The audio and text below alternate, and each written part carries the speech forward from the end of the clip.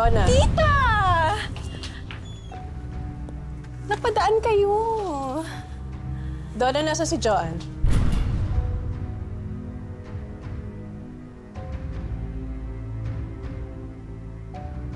Hingi ka ba, Donna? Nasaan ang anak ko? Hindi ko po alam. Hindi po ba nasa Beijing kasama niyo?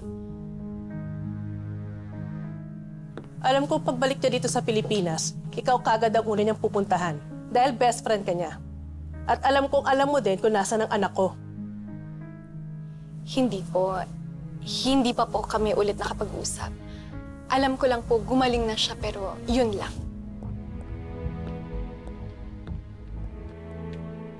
Joanne? Joanne?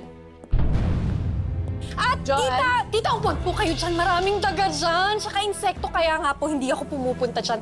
Tatawag pa lang sana ako ng pest control bago kayo dumating. Huwag dyan, tita.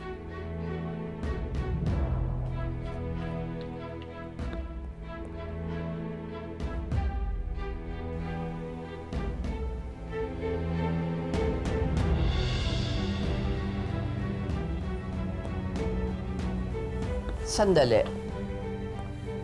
Ako madali tunog taong sinungaling. Kunyago letres sengti. Ikaw sinungaling. Ikaw magkano? 1,000,000?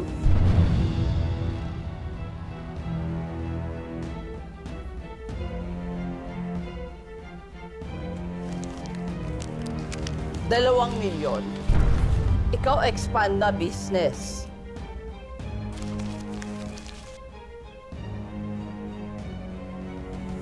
₱3,000,000.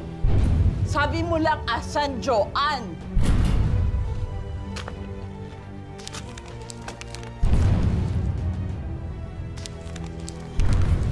Naku, tita.